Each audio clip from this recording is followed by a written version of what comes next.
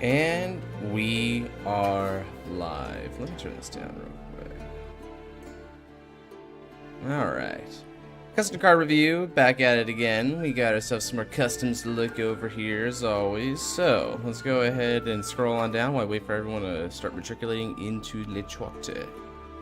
Seal, I see you're here. Salutations! What a heartfelt greeting there. How are you doing today? I'm doing quite well myself.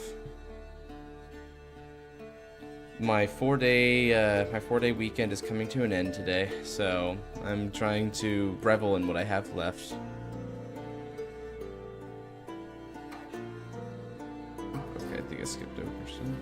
Doing better than yesterday. Good to hear. Hey Alex, what's up? Ooh.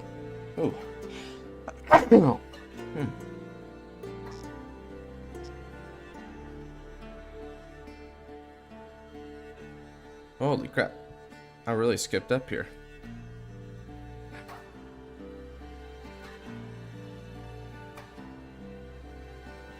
Oshu, right? That was the Oshu stuff, which was good.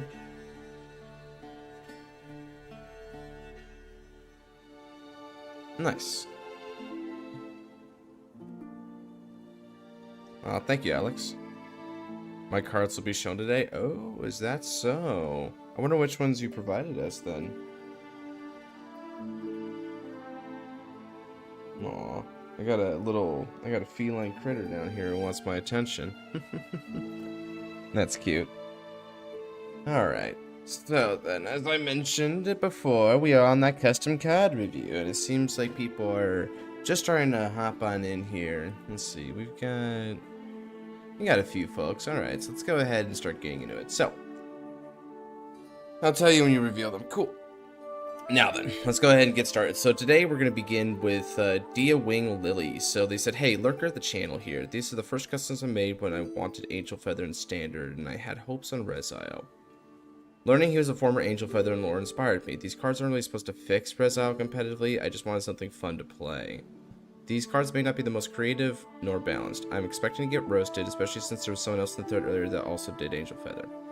I added in a set order gimmick, but considering I don't have anyone to playtest with, and I focus more on the lore of the aspect of the cards, the power level might be pretty wacky. There's 10 cards total, I would love for any advice. For no artwork, only the last order I had a picture, and the wording might be written poorly. Okay. Lore-wise, these are supposed to be Rezile in the past as an Angel Feather before he was a Fated One, so no Divine Skill. Specifically, the Grade 3 Vanguard and the Grade 3 Rears come from the actual lore. As the dark as the Rezile Grade 3 sounds, he's not evil, he's just sad. Interesting. So let's go ahead here. So, Talented Apprentice Rezile is your Grade 0 with the General Starter skill. Then you have Miracle Prodigy Rezile. When this unit is rode upon by Miracle Doctor Rezile, you can reveal a Grade 3 Rezile from your ride deck to search for a Memoria set order and put it face up in the damage zone and shuffle the deck. Then if a card was added to your damage zone, choose a card from your damage zone and add it to your hand. Interesting take there. It's not really so you can add the set order, but then if you don't need it, you just add whatever you may have happened to damage check when you rode up to grade 2. Oh, that's interesting. I like that effect. That is definitely Angel Feather. It's a creative ride line ability. That's cool. Considering free damage, well, kind of, right? Because the way that it works for me is it then takes a card to your damage zone to your hand. So you're kind of swapping damage. Can we rank this on A+ now? I mean, that is, it depends on the rest of the cards here, but that is so far a really good ride line skill. I do like that. It's off to a great start. The Grade 2 is Miracle Doctor Rezile. So when this card is rode upon by a Grade 3 card Rezile, instead you look at the top 5 cards to your deck, and you put a card into the damage zone face up from among them. Then you may heal 1 damage. Oh, you may is interesting. Okay, so this is a way to ramp up damage if someone is trying to damage deny you, which is always a good counterplay, I guess. But theoretically speaking, all it's doing is putting a card into the damage zone, so it's not plussing. So that's actually a little bit below average for like what a ride line is supposed to do. But having said that, it is versatile and has a little X factor of stopping damage denied. So if you're up against the prison players, you're gonna be chilling here. That is pretty cool. What's up, Crazy? I see the crazy man is up here again. Give me 1 second. My feline American wants to leave the room.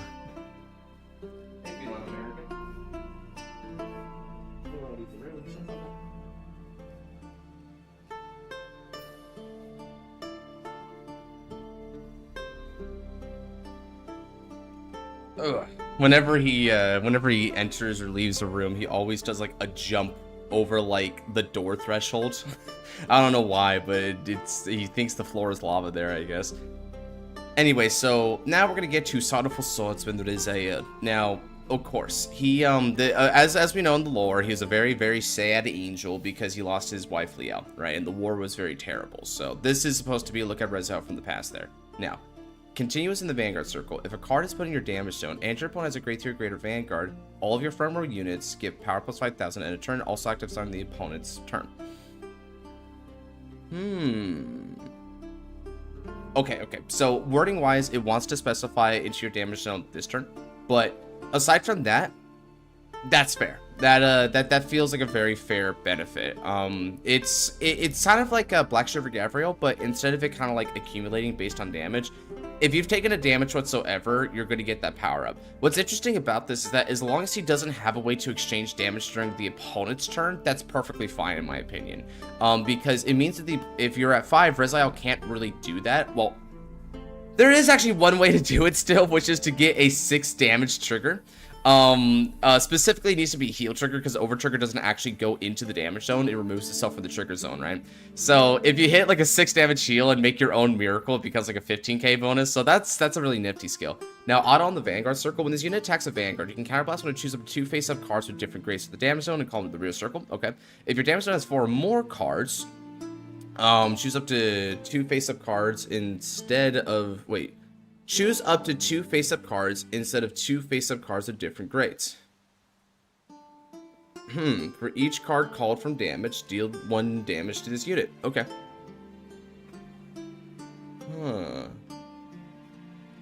That's a little bit of weird wording because I'm going to assume that it checks before you called from damage because otherwise it should be impossible to have 4 or more cards in there. But I'm going to assume that's how the wording works on that. So that's still pretty good.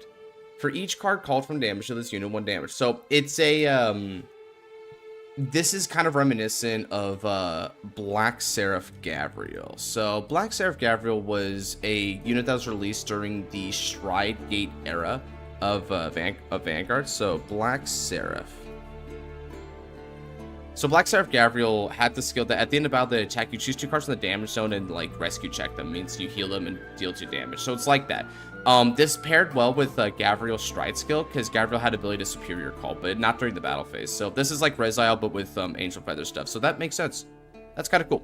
Yeah, face-up cards is really good here because it keeps the balance play in mind. Like Crazy is absolutely right about that because Angel Feather has historically tried to keep it to face-up cards to make counterblasts matter, right? Because otherwise it's just an unfair advantage. Now there are certain cards that in Angel Feather that'll still ignore that. Really big example here is that Black Seraph Gavriel, right? It's a CB as an act to get this skill, but then this skill chooses any 2 cards from the damage zone to heal them and deal 2 damage. So it's basically a countercharge 1. So even back then, Bushy kind of like turned their back on that. So now this has an act of the Vanguard circle skills. So Rizaya is coming in with 3 skills here. So this Rizaya is actually doing quite a bit here, but I mean, I guess it makes sense because they're trying to compensate for the fact they don't have divine skill, right? Okay. So act on the Vanguard circle once per turn. You rest 1 Memoria card in your order zone to choose up to 2 non-sentinel normal units in your drop and put them on the bottom of the deck in any order. But if your damage zone has 4 or more cards and you have 3 or more Memoria cards in the order zone, you can choose an additional trigger unit other than heal and over. Okay, so let me read that a little bit more slowly. Welcome in, Luis. Choose up to 2 non-sentinel normal units from the drop and put them on the bottom of the deck in any order. If your damage zone has 4 or more cards, you have 3 more Memoria, you can choose an additional trigger unit, which is basically going to be a critical trigger. For each card chosen, energy charge 1. That's pretty cool. I do like that. Now, this deck does need that because this deck is predicated on damage zone as your fuel in order to call. So what's the one thing that's interesting about this Reziel is that this Reziel could be considered more offensively competent because it comes jam-packed with a power bonus to the front row and a double rescue check. But where this Reziel kind of like falls behind in another sense is that it doesn't recur from the drop zone. So the damage zone is always going to be a risky gambit because you could always theoretically quote-unquote high roll triggers in there, but then that's a low roll on the next turn because without any way to exchange it, all you're calling are triggers, right? So you have a much more limited card pool to choose from to call reinforcements. So being able to put back your normal units does sort of like anti-deck compress you. No divine skill Reziel check. No. The person mentioned this is Reziel in the past. This is before he became a faded one, right? And as a result, he doesn't have a divine skill present. So this is way before that. The energy charge one is a very fascinating ability to me because energy doesn't seem to be relevant here at all. Nothing is energy blasted yet, so I'm not quite sure what is supposed to be like going on here. Still, that is interesting. That is very, very interesting that that he does this. I would say take out the energy charge because it's very superfluous. It has no real purpose at the moment. So this right here is probably good enough. It's a very powerful recursion effect. I think one thing that's also cool about it is that thankfully it's on Reziel's skill to do that, so your orders aren't gonna like constantly keep doing that. Flower United Sanctuary Liel. So ooh, that's cute. That's based on the lore a little bit because she was kind of like the I guess like the pure beautiful maiden, I guess, for United Sanctuary. She was kind of a mascot for them in a way. So this is a grade 3 as well, with all the usual stats. It continues to the damage zone. It boundless love, devotion to time. Oh, what the heck is that? Is in your order zone, and your damage zone has 4 or more cards. Your front or rear guards can be chosen by your opponent's card effects. Whoa, that's interesting. That is a really easy one to get to 7 to draw. I guess it's theoretically possible, Alex, because it is an axe skill, right? So that might be a good point. But it can EC up to 3, right? So I feel like that EC is not, if it was just like a EC 1, I guess I could see where that's the case, but it's EC 2 to 3, depending on how many you put back. Wow, so it's a kind of resist effect for the damage zone, but you need that in the order zone, and you need to get this in the damage zone. Wow. Okay, so you're doing something very different with the damage zone. I like the creativity of it. So, you know, I'm not gonna lie, with the way they were talking about the description, like I was like expecting like kind of a craps die for it, but these are actually some of the better customs I've read. One at the end of the battle, this unit attacks from rear circle. If you have a grade 3 or greater Vanguard with Reziel on its card name, bear in mind, by the way, these are all fairly generic for regular Reziel, so Kiseki no Mesha can still utilize these cards. You Soul Blast when you heal 1 damage, then put this unit or 1 Memoria set order in your order zone into the damage zone face up. Then you can rest a Memoria set order in the order zone, and if you did not rest, choose 1 face up card in your damage zone and turn it face down. So, heal a damage, then put this... So, okay. I do not know why you would want to put a Memoria into the damage zone with this effect. So effectively what you're doing is you're soul blasting to get it out of dodge, and then its continuous and damage zone effect is in play there. It's not, one thing that I do like about this is a great way to still kind of guarantee an attacker, right? Because you go with Liel, and then you attack with this CB1, and then you can call Liel, right? Now, Liel isn't some big beater, but at least it's there where you need her to be to juggle, so that is cool. So it's CC if you rest a Memoria. I guess that's the idea, right? Is it kind of reminds me of Angelica for Minerva, because Angelica was also kind of a grade 3 countercharging unit that went away. It's a little bit different, but yeah. Now, you need to rest a Memoria, which means you need to have multiple Memorias if you're also using a Reziel, so that's the play balance. Not bad. Heartfelt Wings Liel. Oh, okay, we're getting more Liels than Reziels, I guess, here. Well, at least as far as, like, non-ride line units go. So, auto on the rear circle, when it attacks, if you've got a Reziel, you look at the top card of your deck and put it on the top or bottom of your deck. Okay, so it's a Scry. Then, okay, now one thing about the Scry is live as soon as turn 2 because your ride line is all Reziel named this time around. Rest one Memoria in your order zone. You can do that by grade 2. Choose one of your other rear guards on either side of the field. Its owner shields 1 damage and puts the chosen card in their damage, and if a face down card was healed, turn the shield. Wow, okay, so do you want to know what that effect is probably based off of? I'll tell you what that effect is likely based off of. That effect is probably based off of Cosmo Healer Ergodial. So Cosmo Healer Ergodial was a V retrain, which stated that when it was placed, you counterblast one to choose up to 2 from all rear guards and put them in the damage zone. Then your and your opponent's shield cards equal to the amount that was chosen.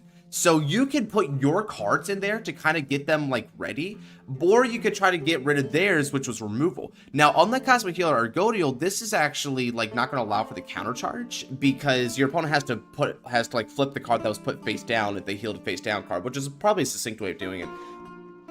At the start of your main phase, if this card is face up in the damage zone, you have a grade 3 or greater Vanguard Red Style, you can Soul Blast one to call to rear circle, and then put one card from hand or order zone into the damage zone face up. Ooh. Shoot, you know what? If I was you, I would make this an Energy Blast. I think, considering it's just a break even for that anyway, just make it an EB3. It's a very nice and stable skill, and I think using that resource is probably justified, right? I like that effect. Okay, that's a cool card. Courageous Heart Liel. So auto when it's placed on rear circle or put on guardian circle. Now here's some Liel shenanigans. Now you can perform one of the following based on the circle's place. So if it's on the rear circle, at the top 7 cards of the deck to reveal a Memoria. And if you do, you can heal a damage and put it into the damage zone face down. Ooh, damage zone face down. Sheesh. Well, I guess you're healing a damage, so the idea is that you want a CB. If you have a grade 3 or greater Vanguard, the red zone, its card name, you choose up to 1 card in your damage zone and call to the Guardian Circle. Then you put up to 1 card from your hand or order zone in the damage zone face down to bind this card. One face-up card in your damage zone can include things like PG and Overtrigger and stuff like that, so it's a really powerful effect. But you have to bind it, so it can't come back. You have to put a card from hand in the damage zone face down afterwards, so you're kind of counterblasting for it. I don't know, guys. I think that's probably fair, personally. I kind of like that effect, personally. I think that's a cool way to do an effect. That's nice. Again, if you do quote unquote brick with triggers and stuff like that, you don't want to call this the Resile, right? So in a way, this kind of like puts them to good use because you can guard with them using Courageous Heart, and then what you do is you take a card from your hand or order zone, probably a card from your hand.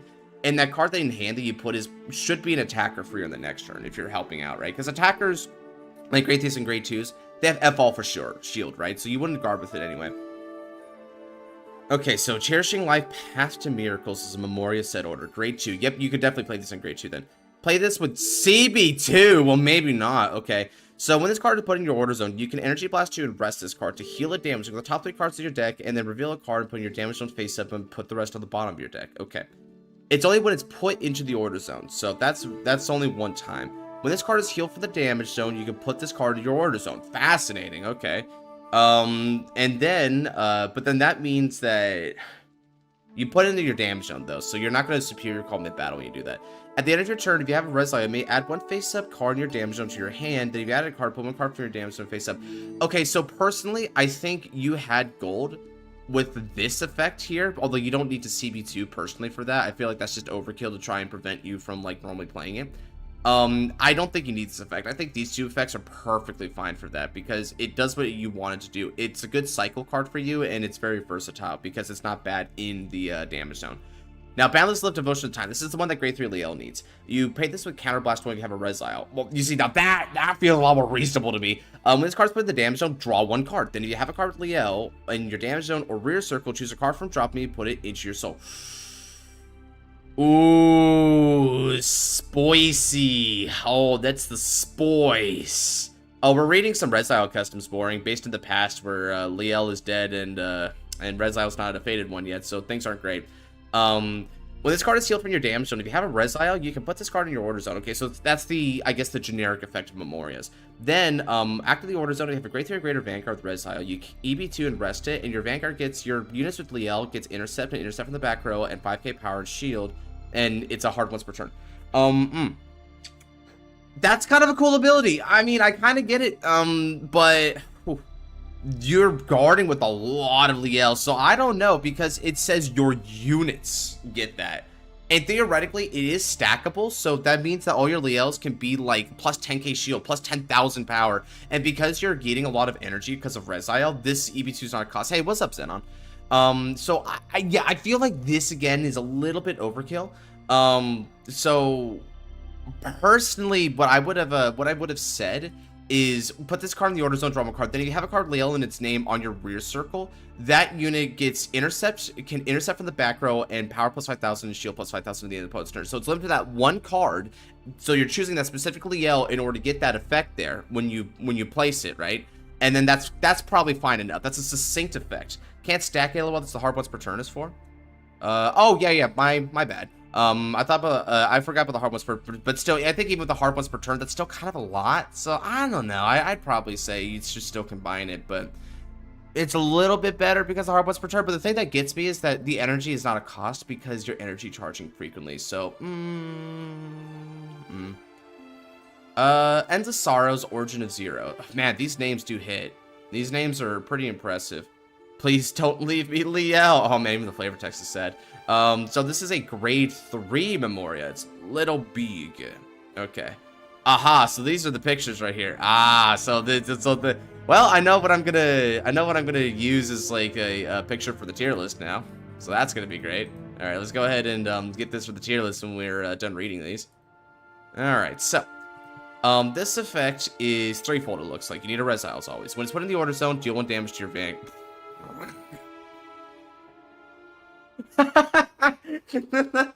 Damn, dog! He just says, get pinged, bitch.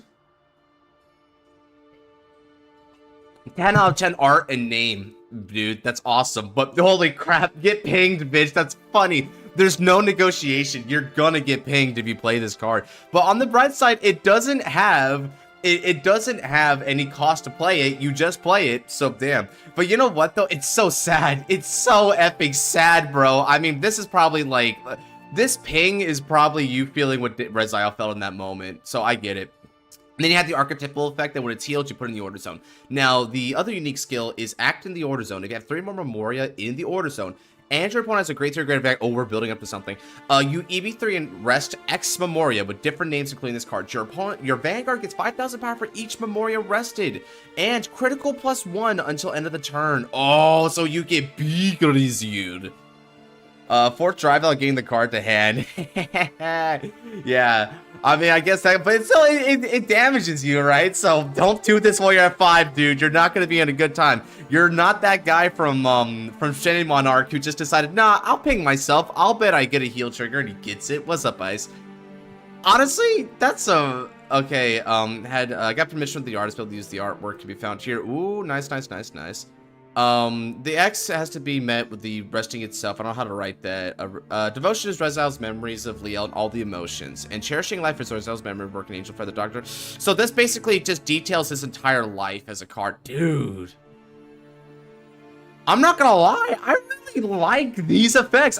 I honestly, if Bushiroad made this deck right now, I'd praise him for it. I'd be like, yay, finally. They're actually doing something, like, interesting with, like, an already established deck formula, right? And, you know, before, it was kind of, like, groan-worthy that Liel was mainly a Resile card. So now let's just kind of, like, lean into that and make Liel a Resile card, right? Like, just at this point. I love the flavor in this. You could tell that the person who made this here like had a lot of passion for what they were doing. They had a very clear goal. They want this to be very like sorrowful and reminiscent. They want Resile to be this sort of like tragic doctor who has to live with the fact that he's alone in the world, right? And everything that Liel does is to kind of like support him, but Liel is always kind of like at his side but can't really be with him, right? She's always in the damage zone. She's always having to guard him and these kind of things. So it's very, very beautiful. What a good. I mean, I don't really see a lot of problems with these cards either. Like, what were they afraid about? They were like, hey man, I'm not gonna lie, I don't think my grammar's that great, and you're probably gonna find some busted stuff. So you know, watch out for that. What was wrong here? Like, dead ass. I could not find an issue for the most part, man. Like, I could try to like be like very nitpicky about some stuff, but I'd have to be nitpicky because that's it. That's all there is. So okay, yeah, these Resile cards. Oh god, I wish Bushiroad would make these. Dude, dead ass. I like these better than Restalos Drag Riders, dude. Like this is like the return of Kidani right here, bro. This is some top tier type of card design right now. Like, brother, you want Angel Feathers and Resile? Here you effing go. Like, I think the only things that, like, I would comment on is EB is kind of mismanaged in this deck.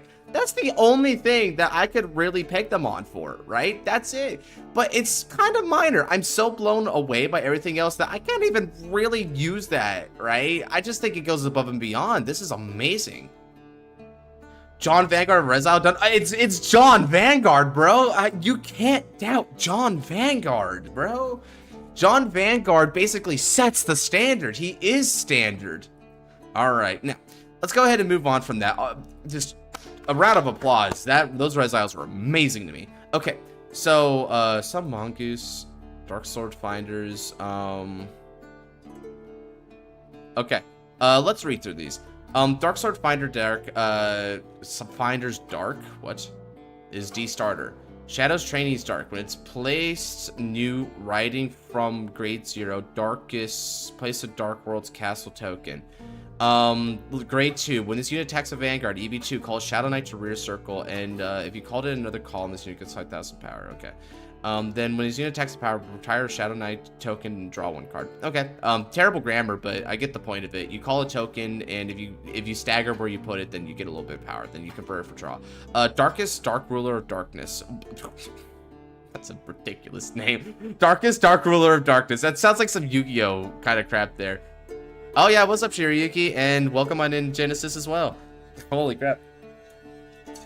You get the meme, bro? Wait, these are yours? Whoa!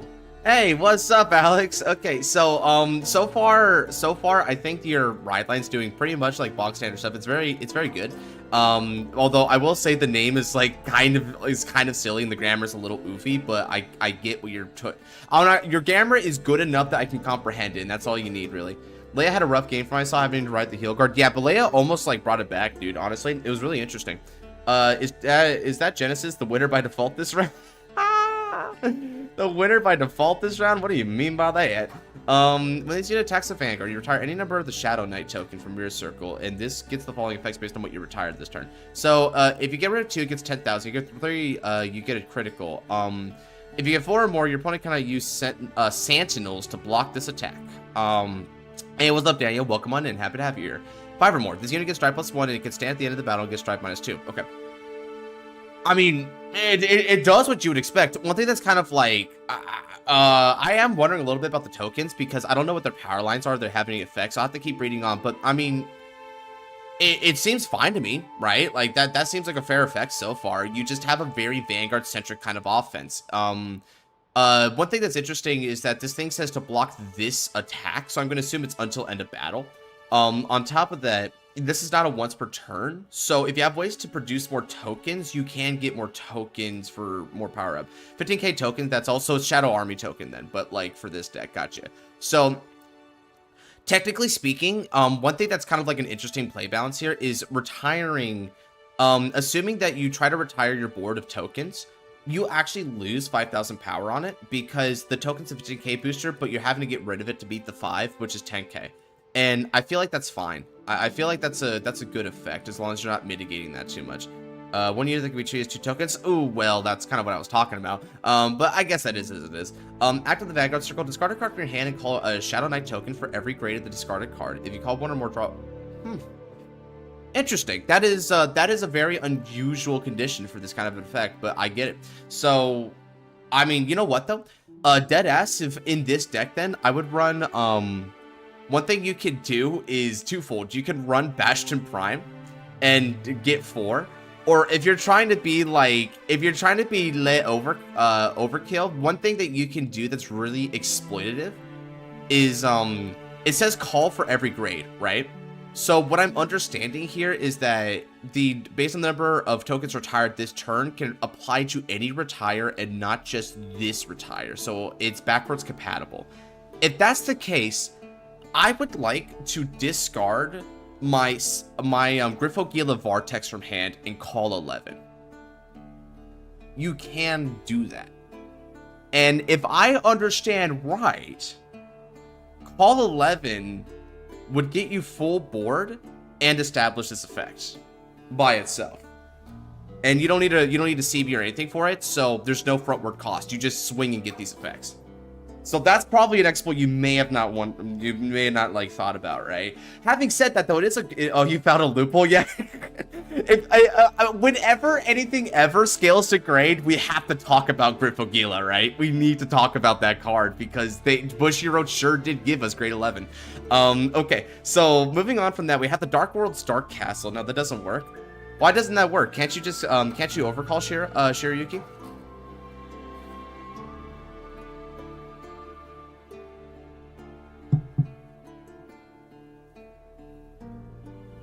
Yeah, but Shiryuki, what I'm talking about is the fact that this axe skill's not once per turn. So you establish board, then you discard the card if you want.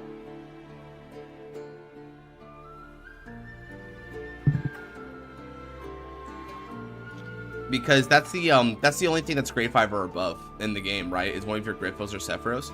So all you gotta do is discard one of those after you do this effect the first time you got it. And one thing is that you just do them, call 5, and they've got another one you can do it again. So that's, you can retire 1 token each swing and get 6 Vanguard swings. Oh yeah, that's right, because this isn't once per turn. Not only that, it doesn't specify when the power and the critical are lost, so assuming that this is permanent, then this will keep like stacking. That is a good point to note. What Shiryuki's saying though is 1 Griffo isn't enough now that we're talking about it, so we'd have to overcall with like other stuff, right? So you would want to call stuff from a different discard, and then you just do it again because you keep drawing anyway. So you don't need to worry about hand. You keep redrawing to feel it back. So that's another thing. As long as you keep discarding, you can keep calling. So for instance, because this axe is not once per turn, even if you just had like 5, let's just say you just had like 5 normal units that were grade 1, you could discard 5 grade 1s to draw 5 and then call 5 tokens. Do I have to post into Reddit to ask about customs? Ask about customs when you remember that. If you wanted to post your own customs, this custom card review is like kind of closed in already. I'm only going to be reading up to a certain point. Because custom card review season, if I just left it like an open post forever, people just keep posting into it, right? But what you can do is if you want to get your customs looked at by like a bunch of people, you can go to the custom cards section of the Discord, and that'll be where you can like ask questions about them, get some feedback. So this is the Dark World's Dark Castle. So this is a grade 1 set order token. All of your Shadow Knight tokens get power plus 5,000 during your turn. During your opponent's turn, they get shield plus 5,000 and intercept from the back row. They start with 0 shield, so that's just a 5k shielder. I wish Orphist had this kind of an effect, because I think this effect would have been so nice for Orphist. Yeah, no problem, Phoebe. So one thing as well is that these are actually 20k beaters now. Shoot, that's really incredible. So that means you've got 2 40k columns, and then you've got the Darkest Ruler, which will keep going, right? Now then you've got also, when your Shadow Knight tokens retire by one of your unit skills, you EV2 to call a Shadow Knight token. Retire 3 or more, choose a card with Great Lance equal to your Vanguard from sword drop, called a rear against 5,000. But that just means that when you retire during battle, you call them back as a multi-attack.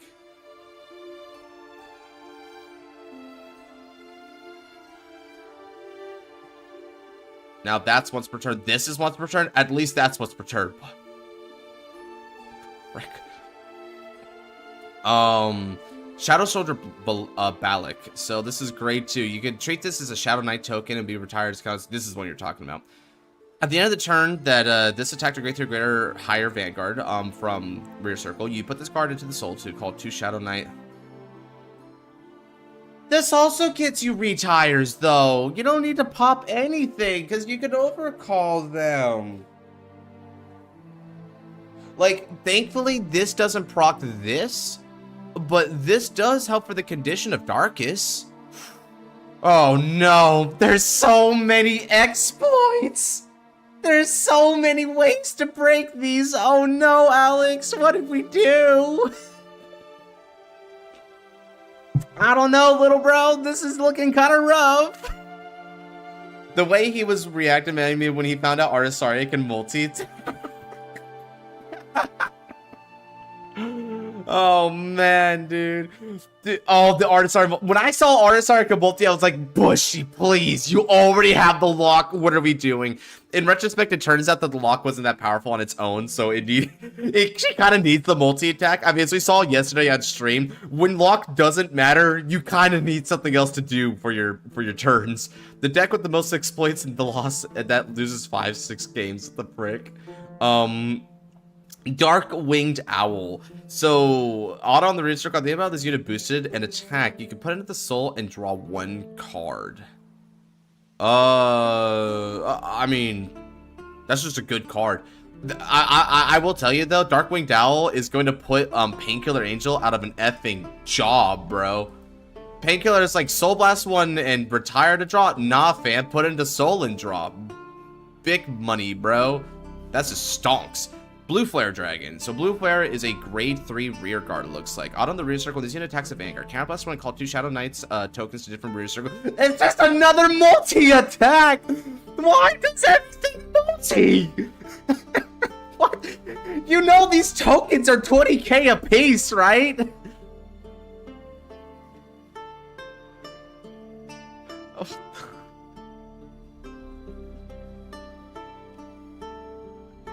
At the end of the turn, is you Vanguard attack 2 or more times this turn? Oh, baby, we're going to be attacking more than that. You have 1 or less Shadow Knight tokens. CB1 and call a Shadow Knight token open. This is the only one where I'm like, I don't even know what, like, this probably doesn't even belong here because you don't want to call off of that effect. Most likely, you're better off just discarding and drawing a bunch to call. 7 to 8 attacks per turn. Why? Why? This is awful! Why? Oh, bro. Yeah, I edited, so it's not as pro. I mean, no, it's like, oh man. I mean, okay, so all the deck. Okay, so I just want to say, right, the deck does a couple of things here that I'm like, I don't know, little bro. Like, for one thing, there's a lot of like exploits and stuff, right? So it's the balancing of it is just like bad, right? And the grammar of it also has a lot to be desired. On top of that, this is just me kind of like from a more personal opinion, right? This is more subjective than anything. I feel like the deck is not really using its gimmick very well, right? Because there's a lot of redundancies where a lot of what your deck just does is superior call and then like overcall. And then the only real innovation of it is just trying to do your Vanguard ability, right? And that's about it. And even then, the innovation of it is very spotty at best. So even just from a conceptual element, it's not that strong. So I think for this one, Alex, I'm sorry, but this these are the Geneva suggestion. I'm sorry. This went pretty low here. The Geneva suggestion. It does nothing but go face. Place it in last, please. Place it in last. No, I'm sorry, bro. It's still better than a couple. Yeah, I'm not gonna lie. Your deck is at least better than the Glendios Overtrigger. That's right. We had a Glendios Overtrigger. I still can't believe that.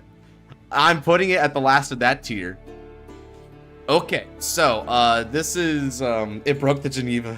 What's the Geneva suggestion? So the it's a joke based on the Geneva Convention. So the Geneva Convention was it was basically a meeting held by the world leaders from across the world after the World Wars, and they listed out a series of rules that would later become war crimes. In other words, you cannot do these in the battlefield, otherwise you've committed a war crime. It cannot be sanctioned from like any nation, right? So so my joke is that the Geneva suggestion means no, we're gonna do war crimes because the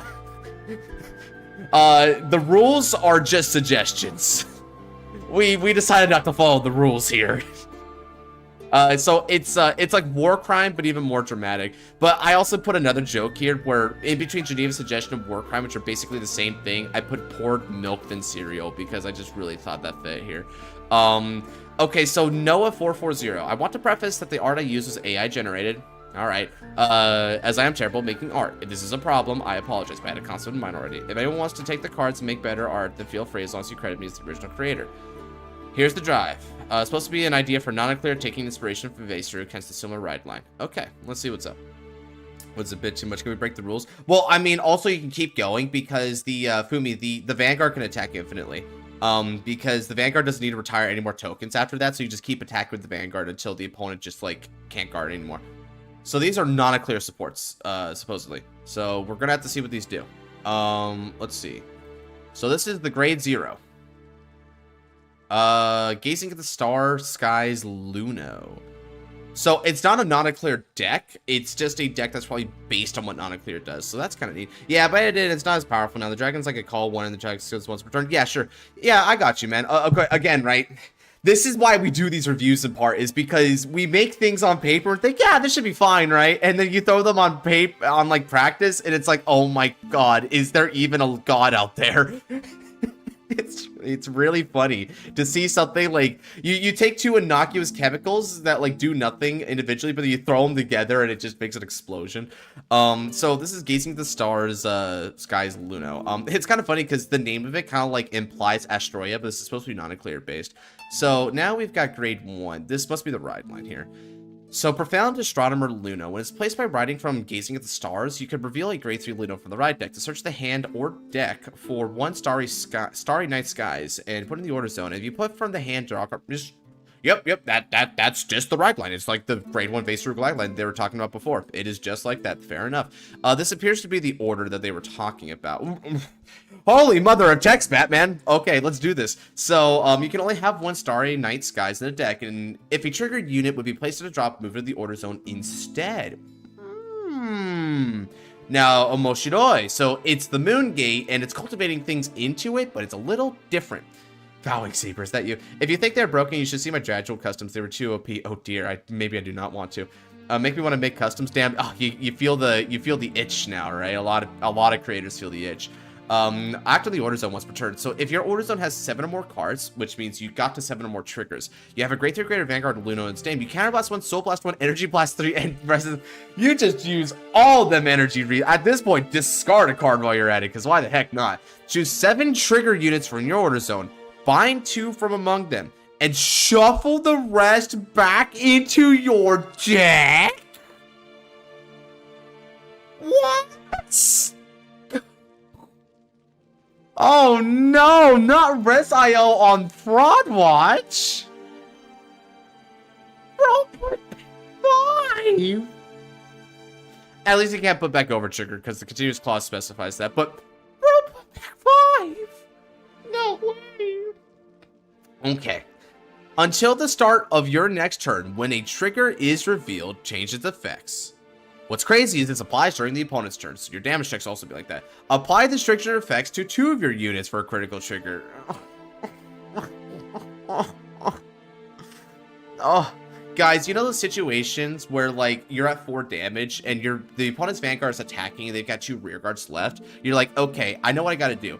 I've got to guard the Vanguard, and if they hit a critical trigger, I'll guard the rear guard they put it on, and I'll just take the 1 rear guard remaining that doesn't have an extra critical. Yeah, say goodbye to those scenarios. They're putting it to both of those front row rear guards, bro. It's just like that. Your front row gets 15,000 instead. Oh god, cue the excited Erica emoji, seeing plus 15k. No. Why does your front row get full blast? No! Look at the top 2 cards of your deck. Put 1 into hand, put the rest on top of it. That's actually kind of interesting, admittedly, but no! If you have 5 or more damage, shield 2 cards.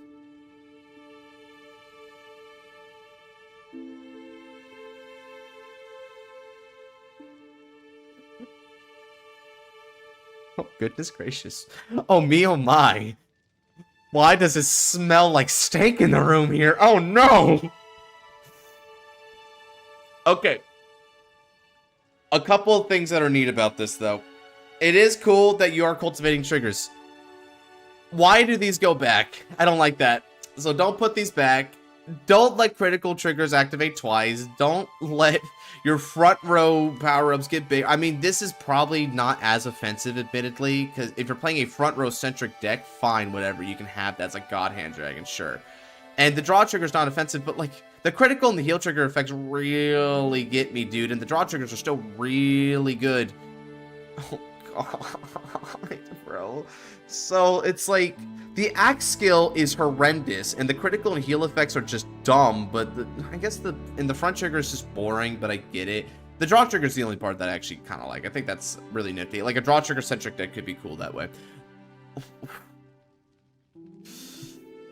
I have a feeling this is going to be the one that, yeah, I'll make this the one for the tier list when we get done with these. Okay. So let's see here. Which one is the ride line? Is it this one? No, it's not. It's this one then. No, it's not. Where's your ride line? This one. Okay, so it's the same lady, I guess. When it's placed on the Vanguard circle by riding from the grade 1, for every grade of your opponent's Vanguard, look at that many cards at the top of your deck, put one card from among them in the hand, drop or call to rear circle, and put the rest on top of the bottom deck, or on the top or bottom of your deck in any order. Why would you want to call it? This card is probably for trigger, but why would you want to call it? Just put it in the hand. Put the rest on top or bottom of your deck in any order. So it's just a tutor effect when you place it. That's a perfectly fine effect. Okay, so let's get to the grade 3, the ride line. Here we go. So Guardian of the Stars, Luno. So, damn, you grew up. Okay, so this is a Keter Sanctuary, a Human with all the stats. Continuous on the Vanguard circle. If you persona roll this turn, this unit gets drive +1. Wow, simple as that. This is basically Hexa Orb that way. If you did not rest an order card this turn, and your drive check reveals a triggered unit, choose one of your units and it gets 5,000 pounds. I mean, yeah, I guess the point is that your order rests itself as part of its cost. So if you don't have that effect online, you can get this effect online. Yeah, sure. Act on the Vanguard circle once per turn. If your opponent's Vanguard is grade 3 or greater, Energy Blast, they look at the top 3 cards of your deck. Put one card from among them in the hand or soul, one at the drop, and put the rest to top of bottom or call to rear circle. Okay, so this one's a little messy. It should have said add one to the hand, discard one, and place the rest on the top or bottom of the deck in any order. That's the way you would do that.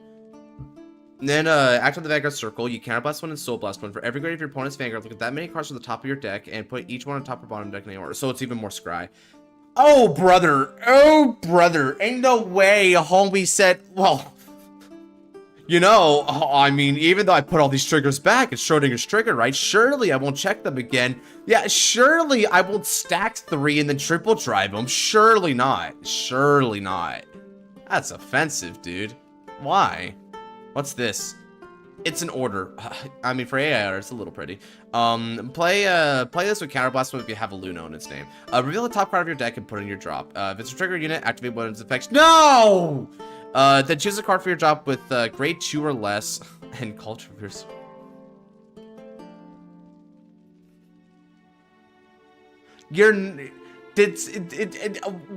Why are you checking more triggers? Why is that the goal here?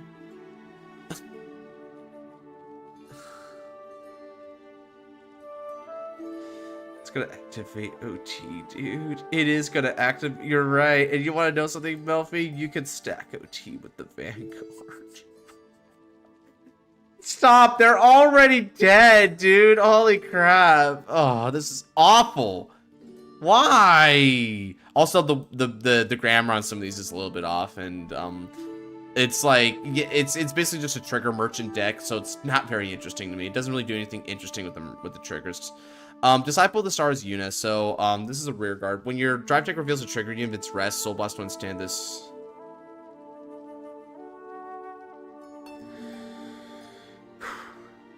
You don't care if it's rest or not, because you just Soul Blast to stand it anyway.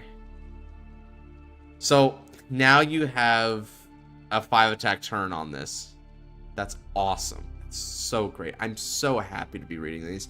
When this unit stand during your battle phase, you're not rest in order. This turn gets 5,000. Yeah, sure, whatever. That's actually fine. Envoy of the Stars. After the rear circle, the inbound this unit attacked, you can retire this unit. You don't need to put you may because costs are always optional. Reveal the top card of your deck, put it in your drop, and perform the following based on the real card. If it's a triggered unit, activates. You don't need to be activating its effects, brother. You're gonna be hitting triggers all day, every day. If it's a normal unit, Soul Blast to call the reveal card to oh. Never mind. It's a 6 attack turn now, guys. This is the 6 attack turn. That's awesome. That's great. As a matter of fact, if you have 2 Kalums on the rear circle, You got 2 of these Yunas on the drop. That's a 7 attack turn. Sure, you need a lot of soul, but you know what? You can put card into soul from Luno, so you don't really care. It's awesome. It's exactly what I wanted to read. It's an order card. You put this into the soul, and you put the reveal card at the bottom of your deck. Yeah, whatever. Okay. Alara is a grade 1 rear guard. When it's placed on rear circle, if you got a Luna in the right deck, or if you got on Vanguard circle, you can see if you want to look at the top 5 cards of the deck, choose a card with stars in its name. Stars. I didn't know we were playing Resi 3. You may reveal and put in your hand, and if you did not, counter charge 1. Yeah, sure, this is a basic search, that's fine. After the rear circle, at the end of this unit boosted, if you got a Luna, you may put this unit into soul. Again, the you may clause, it's not necessarily there. But this unit is soul, then draw a card or counter charge 1. Yeah, I would imagine that kind of took inspiration off of the 3rd Mythish, but you get draw or counter charge instead, which is sure.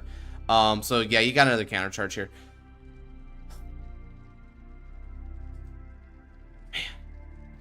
Man, we're off to such a good start, and then that first deck was so peak, bro. I miss that Resile deck. I miss what that was what we could expect. Man. Damn shame. Rate this at war crime.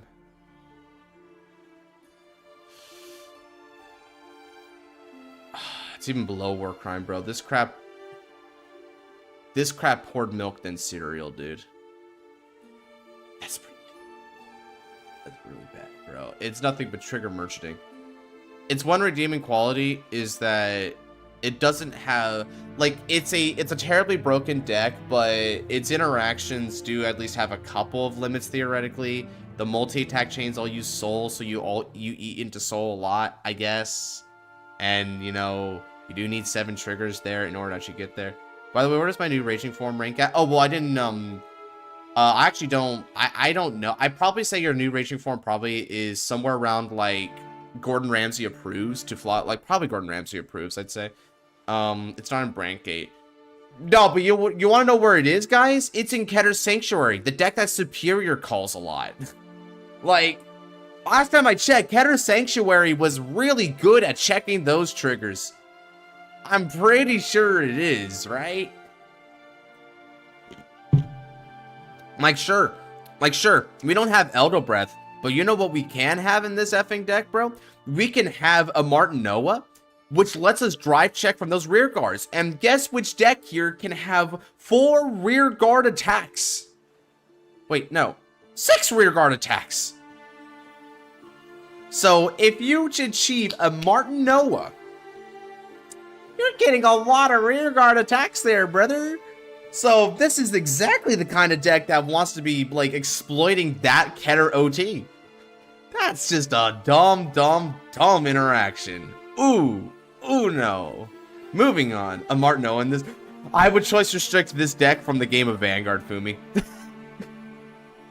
Okay, so let's see here. This is Zesty Clothes. Zesty Check. Okay, here goes my new set of custom cards. At the end of the last custom card review season, I submitted encounter versions of the Zeal Rideline support cards. Since it was my first foray, there's a lot of errors. I want to update these and combine them with my idea of turning them into a stride deck. So let's get into lore. The lore is that these new forms of Zeal present an in-universe evolution to classic monsters with an evolved form of the power draining effect. Whereas previous Zeals drained individual enemies, these new, stronger, evolved forms drain the life from the very area they are fighting on, which in turn affects enemies standing against them. The difference in power draining is reflected in the new era's unique style of play. Instead of targeting individual units, they create depletion zones, areas where the battlefield has been drained of its energy, killing weaker life forms and draining those remaining their strength to resist Zeal and its forces. Which, okay, so this is starting to sound a little bit like Sky for the Sky Dragon, where Sly for the Sky Dragon gets rid of 2,000 attack points from a monster, and then if it went to 0 or lower, then it just gets destroyed. I can't talk about the number. Wait, I can't talk about the number of attacks. You see, it's real easy, right? Like, that's why I don't like to make it personal with the customs, where I'm like, I'm not attacking the person, because, you know, we don't intend for these things to be that bad. It's just that, you know, we don't have a lot of, like, most of us don't have a lot of experience faking these, so we always run into these pitfalls. It's kind of funny to see it, you know, happen again and again, right? It's a timeless obstacle. So anyway, These are, so this gives me an idea. So this is cards now. Depletion marker. So this is depletion marker, yada yada. During your turn, if this card is on one of your opponent's circles and you've got a Zeal, and only dimension places designation, give a unit on the circle minus 5,000 power. A circle can't have more than 3 depletion markers on it. Is it possible for you to throw a V unit at me? I'm gonna make them in standard. You want to throw a V unit? You know what? Just because it's on the top of my head, try to make the Hozon line in standard, like Die Hozon. They were V original units from Clan Collection, Volume 2, I want to say. And those could be cool to see in standard. And in case you're wondering what I mean by that here, let me go over. I'm fairly confident that was Clan Collection Volume 2 specifically, so let me scroll down a little bit here. Oop, went a little too far. Clan Collection Volume 2 should be right here, right? Come on, tell me. Yeah, that's right. I know my V sets. Sweet. Yeah, this guy in his right line. That might be cool. All right. So anyway, back to the cards themselves. So, this is the grade 0. So, auto, when Eye of a New Era Zeal rides this unit, discard a card and call this card to rear circle. Oh, he was talking about missing Forerunner, so I guess he did make a Forerunner skill. Now, auto, when this card is placed on rear circle, or when a card named Eye of a New Era Zeal rides this unit, okay. Look at the top 7 cards of the deck. Reveal up to 1 card with Zeal or a monster in its name from among them, put in the hand, and this skill was triggered because this card is placed on rear circle, discard a card from me. Okay, so, good luck. Okay, so here's how I would word this personally.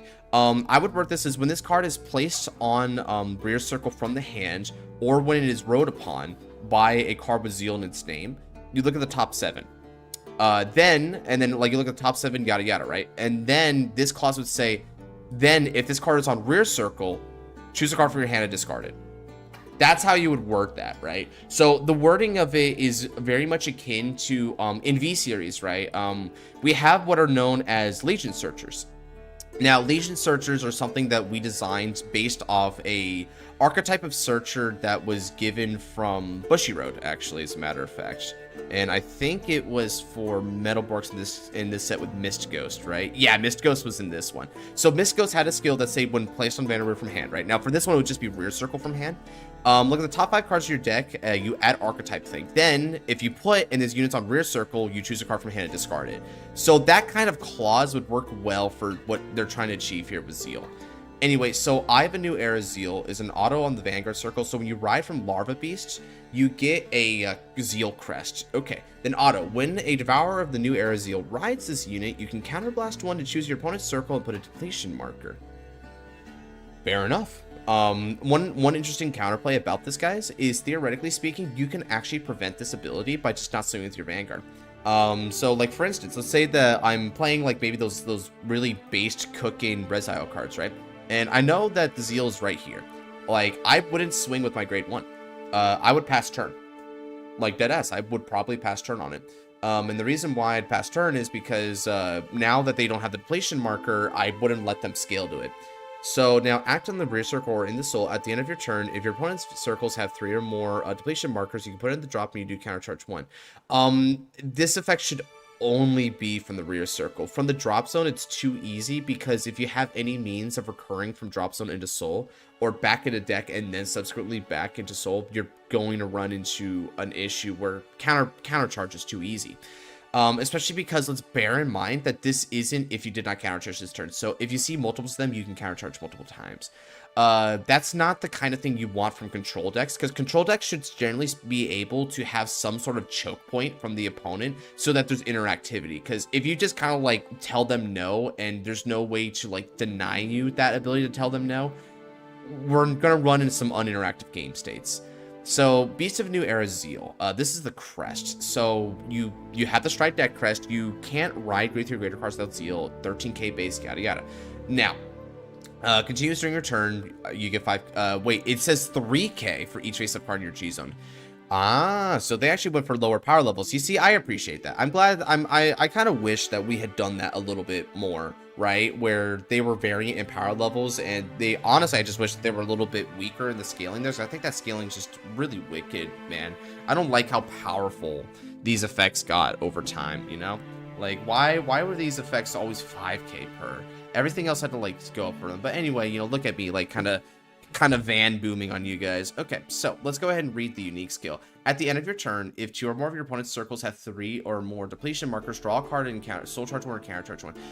So this is another example of, you know, resources don't really matter, right? Because like you know what, I would personally say that this effect shouldn't be here at all, and this ride line skill is totally all you need from Eye of a New Era Zeal, right? And so you just completely remove this final act effect. By the way, act doesn't work because the timing's at the end of your turn. You can't activate act skills at the end of your turn. I just caught that.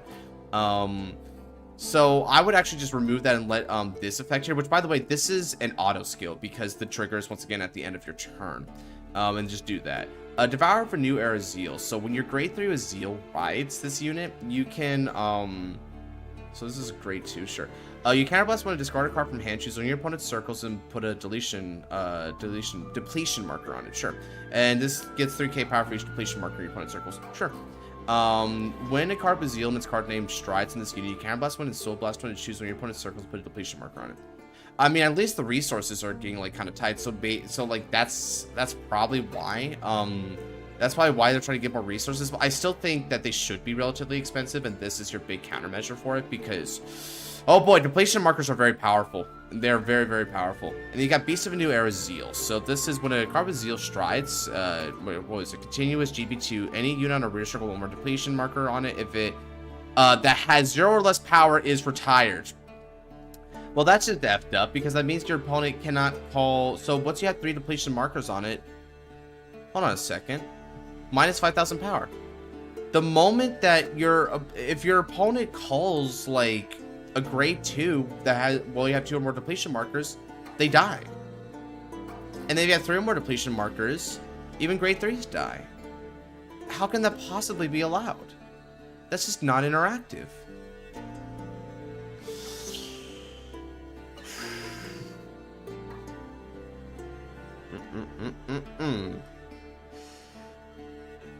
It's a cool idea, but the execution was pretty bad on that one. Yeah, that's blatantly unfair. I mean, your opponent should be able to at least like fight back, right? But it feels like everything the deck does, from its resource acquisition to its retire ability and the ability to keep stacking markers, all this deck aims to do is make it to where the opponent can't fight back. It's its whole point, and I just feel like that's really bad, bro. That's really sad. Maybe it has an effect on retire to end a turn or something. When retire to end a turn. Well, no, because even if your opponent's rear guards retire to end, the fact of the matter is your opponent just cannot call cards to the circle then. Oh, by the way, funny thing about this, right? Funny thing. I want to mention this here, right? Because check this crap out. Choose on your opponent's circles, right? You can put this on a Vanguard circle. Now, you can't retire Vanguards because this says rear circle. But you still put these on your Vanguard circle. So once you've safely locked them out of ever having rear guards, now their Vanguards are going to go into negative numbers after a while. Why? Why do we do this? You know? That's unfortunate. So I really don't know what to say about that at that point. It just feels like it was a very cruel design. All right, so the tier list maker didn't accept that. I think I need more amenable dimensions. It should probably accept this image, right? Yeah. Let's go ahead and do that. Here we go. Why are we here? Just to suffer? Yeah, that kind of feels like that. Bad grammar, bad use of resources. Gimmick is blatantly unfair. But it is actually innovative.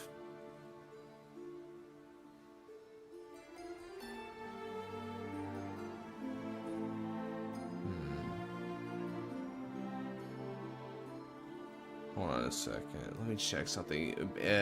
Louise brought up an idea. During your turn. Okay, so it doesn't retire them. Well, that helps. But still, your opponent won't be able to fight back on them. Because, oh God, yeah, okay. So your opponent can avoid the retires to still fight back. But the stackable minus 5Ks does mean that... Oh, can your opponent fight? Yeah, the Vanguard will lose 5Ks continuously. I feel like it's not... Because the reason why Zeal was fair is because Zeal was only temporary, right? That's the idea. Zeal was temporary and used the power reduction as a beatdown method. It's very much like a Deleter that way, for instance. Deleters were a bit more expensive and only did it to the Vanguard, but the compromise was that deletion was until the end of the opponent's turn, unless the opponent rewrote. So... let's see here.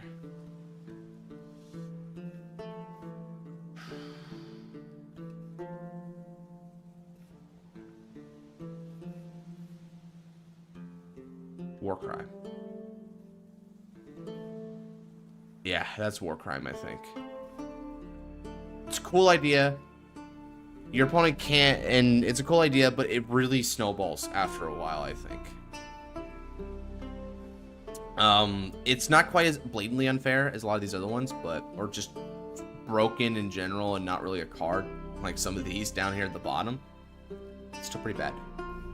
Okay, so that's that. Okay, so this is Logan now. Hey, y'all, it's Logan again, coming at you with more Slayers. As a refresher, Slayers are the counters to the Griffo-Gila archetype. I feel like the real counter to the Griffo-Gila archetype was Bushiroad and Power Creep, but that's just me.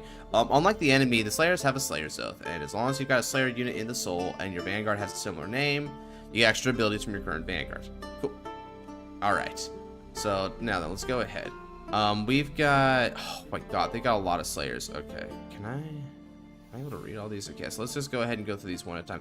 Hey, Kedabin is next. All right, cool. I'll try to get these done and then Kedabin done, and then we can call it a day.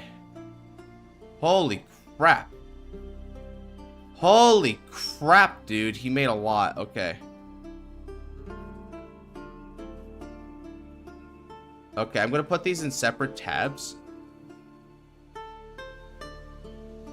And then I can go back. Escape, escape, okay. Alright, let's take it from the top, everyone. Oh boy, Slayer. I am going to need to, I'm going to be opening so many tabs here real quick, dog. But thank God my PC is good for it, eh? Oh, yeah, my PC is good for this. Holy crap, bro. How much was this? 1, 2, 3, 4, 5, 6, 7, 8, 9, 10, 11, 12.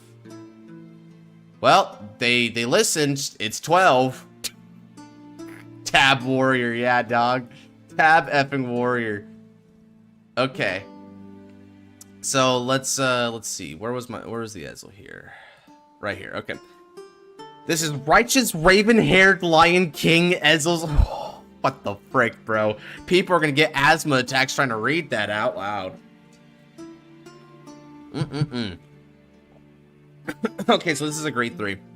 And it can only you can only ride this over an Ezel. That's grade 3.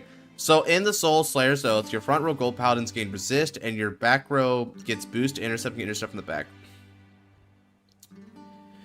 That sure is a lot for good old Gold Paladin. Damn, honestly, I feel like that's already like doing a lot, because it's just in the Soul doing that, right? What the heck? But you know what? One thing that's kind of interesting about this is that Ezel, generally speaking, as an archetype in D-Series, doesn't maintain full board. They don't play the way that, like, Gurgit does, where Gurgit wants to establish board as a defensive tool. Ezel uses board as a means of, like, constantly calling to deck, then returning back into deck for rapid-fire guerrilla warfare, right? That's how Ezel likes to utilize the superior call method. Now, auto on the Vanguard circle once per turn. When this unit attacks, you counterblast 2, bro! Whoa, Counter Blast 2! Man, this God, I love seeing Counter Blast 2 or more because it reminds you of the good old days, bro. Y'all wanna know what peak looks like to me? You wanna know what my favorite Counter Blast ability in the game, period, is? This is my favorite Counter Blast ability in the game, bro. You wanna know what a real cost will look like? Counter Blast 3 Eradicators to retire all rear guards of all fighters. Effing peak. Basically once per fight, but my god, it matters. You and your opponent both look each other in the eyes, and your opponent thinks, is he gonna press that button, bro? And you, the player, think, am I gonna press that button, bro? I want this. I want bigger CBs. Give it to me. I eat CB like Deku eats street tears. Anyway, so what do you get for all that? So if you got 3 or more damage, you search your deck or drop for a Supreme Call Raven Raining. Aw, but what happened to your Ezel order card? I liked that thing. That was a cool order card. I guess we're just ignoring it now. Then Energy Charge 3.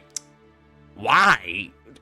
When was Energy Charge 3 needed here? Okay, so 4 or more. Your Vanguard gains, oh, Holy Mother red text. This unit's drive becomes equal to the number of open rearguard circles on your... Huh. Genesis, Josh is an unk. Leave him alone. I don't know. I might be unking it just a little bit, but thank you for the defense, bro. I might be unking it just a tad. Okay, so let me read on, because that's a thinker, just as a standalone clause. If a revealed unit has Ezel in its name or abilities... In its abilities. Okay. Call it to an open rear circle. Choose a card of your soul of Slayer and Riser. Okay, so, you know what's interesting about this effect, though? Like, I feel like this defense effect is a little interesting, but at the same time, like, it may be a little incongruent with how Ezel likes to play. I also think that this search for a completely different order is superfluous, as is the energy charge. This effect, though, right here, this drive effect, is kinda cool. I kind of like that ability. So, for reference, right, I'm gonna unk it again, real quick. You wanna know what Grandpa Godsman, feels like here? This reminds me of Platina Ezel right here, right? So Platina Ezel really base retrain this guy. So Platina Ezel, look at beautiful ass art. So this effect let you change your drive checks into whenever you would drive check, you look at the top 2 cards of the deck. One becomes your trigger, the other one goes to the rear circle. So it modifies your drive checks in order to get some superior calls, right? It's kind of like that here, right? I feel like what Logan did was you can superior call with your drives, whereas the you can also tutor out the others, but you can't tutor out like as much. Another thing that's really funny about this, this thing is not negotiable. If it has Ezel anywhere on that text, right? Even in reminder text, that thing is hitting your field. That bitch is going out there. And you know what that means? If you drive check 1 and you drive check Ezel, call it. Drive check 2, drive check Ezel, call it. And you want to know something? It's not 5 drive checks anymore, brother. You're only going up to 3 now, because your drive is becoming whatever the heck your opens are. So that means, if I'm understanding this right, your drives will modify based on if you're calling or not. That is interesting to me. That is trippy. 5 or more. Just the 5 gold paladin units in your drop and shuffle in the deck. No! No! Honestly, dog, I'm not gonna lie. Ignore the 3 or more effect and ignore the 5 or more effect. Just make it the 4 or more effect and say if it's got limit break, CB1, get this. No, actually, I like CB2, actually. CB2, get this limit break effect. There's no 3 or more. There's no 4 or more. This Slayer Ezel's actually kind of cool. Keep it, because Ezel's a little bit of like a Twee Law with your field setup anyway. And there you go. That's your card. So half good, half bad. Not bad, not bad. Okay, so next up, you've got Supreme Call, Raving Raining. I think this is a still frame, this is like a scrunched up, like zoomed in still frame from Asia Circuit. I think this came from Vanguard episode 104 when Platina Ezel used its ultimate break against Leon. I'm pretty sure that's when that popped. Why is the question mark there though? Huh? What? So last time I checked, this didn't pop up when Aichi beat Leon's butt, bro. The Raven Brilliant set forward. Limits do not exist. You know the funniest thing about this effect, guys? Folks may not realize this about Raven Hair, but Raven Hair was an ultimate break. So check this out, right? I'm gonna go all the way to Gold Paladin. Raven Hair was limit break 5. It wasn't even a limit break card. It's technically an ultimate break card. I know. I'm unking it again, but I just gotta point that out. It's a little different. Okay, so.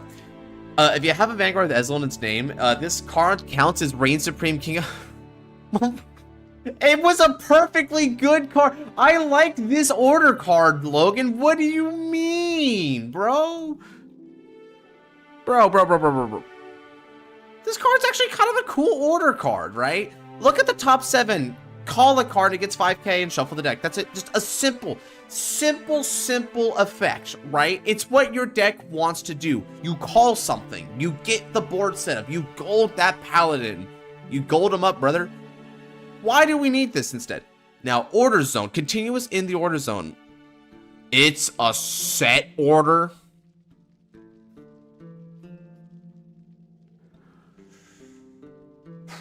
Okay. If you have an Ezel Vanguard during your battle phase, any gold paladin called by an ability gets power plus 2000 to end a turn. Sure. Auto on the order zone. Win plays. Look at the top 7 cards of your deck. Choose a great... Oh, piss off, mate. You just power crept this. Why? What? It was a perfectly good order card. You had to say, no, man, it needs power up. It needs more. Trust, it needs more. Ah, oh, all right. I don't like that one. Prideful Follower Knight, Ellawood, Evolute. By the way, Evolute is a naming scheme for a lot of the Slayer support cards. If you have an Ezel Vanguard, this unit gets power / shield plus 5000. Sure. When placed on rear circle, if you got a grade 3 Vanguard, you Energy Blast 2 and Soul Blast 1 countercharge.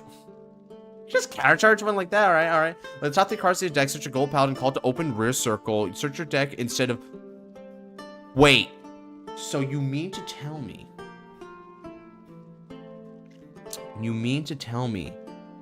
You can... Because it's got... Remember, guys, it's got Ezel and its card text right there, dog. You call this during the battle phase. You get a counter charge and search your entire deck for any of your cards. Any gold paladin. You superior call 2 of them. It doesn't matter how it was placed on that rear circle, brother. You're calling that bitch from the deck and you're getting another call. You want to know something? You can call another Ellawood Evolute, and Ellawood Evolute will get you another one. One Ellawood Evolute builds a column of 4 cards in the middle of the battle. One Ellawood Evolute. And you'll be like, hey, but you know what? You kind of ran out afterwards, right? No, you didn't, because Raven-haired Ezel throws back 5 gold paladins, so we refresh that. Oh, no. Moving, I gotta go through these quicker, because I don't think I'm gonna get satisfied anytime soon. If you got an Ezel, it gets power plus shield plus 5000. Yeah, sure, it's kind of standard. This unit's placed on rear circle. If you have a Vanguard with Ezel in its name, counterblast 1, soul charge 1, put the top card of your deck in your damage zone. At the end of the turn, choose a card for your damage zone, return to the deck. But if you have a Slayer at the chosen card, so it's it gets you closer to limit break, I guess. You know, actually, that's probably a fine effect. This effect's fine. So you basically soul charge 1, then draw 1. Sure, yeah. Angel Feather Gold Paladin, no, please, never. So it's trying to get you closer there. It's got 7k base power, so the thing that's kind of like funny about that is that it's actually weaker than the average grade 1. So you know what? That's actually probably the first card that I think I'm okay with. Oh god, please no. I could bear it with Ezel. I can't bear Genesis slander, bro. I can't bear people screwing up Genesis cards, bro. I can't do that. The Great 2 had 9k power? Yeah, I sure did. I can't do it, man. I can't do this. You already know Genesis are problem cards, right? You already know like, we in the meta right now, Minerva's a son of a bitch. So what's this gonna do? Okay, so it needs to be rode over grade 3 Minerva. All your front row Genesis gets resist, all your back row gets boosted. Wait, that's just a generic effect. Okay. Wait, that means as long as you're on, like, on any Minerva, all of your cards get that effect, bro? Holy crap, you can just ride grade 4 anyway. You don't effing care. Oh, dude, bro. I'll take slander on me, but on my nation. For real, dog. This clan's got to stay pure. At the end of the battle, this unit attacked a grade 3 or greater Vanguard. You counterblast one, soul blast one, discard up to 3 cards of Genesis from his clan from the hand. Stand each unit of Genesis in its clan for each card, and this unit gets drive -1 on a turn. And if you stood 2 or more units of this effect, wait, so counterblast one, soul blast one, discard 3. Stand a Genesis for each card discarded. Wait, that's actually just weaker than Almighty. Wait, hold on a second. Almighty Minerva kind of washes this, doesn't it? Like, hold up. Let's go to DZPT09 here. Pretty recent, actually. It should be over here. All right, where's my Keter? Like, this probably washes that, right? Because all you got to do is, like, put a card from hand to soul, and you get this triple driving unit that gives 15 to your front row, right? And then well, actually, maybe, because this stands itself, but Minerva automatically stands your front row. So it does it regardless of restanding. But it is it's like less cost efficient. Oh, but it uses less soul, though, so it's actually easier to maintain.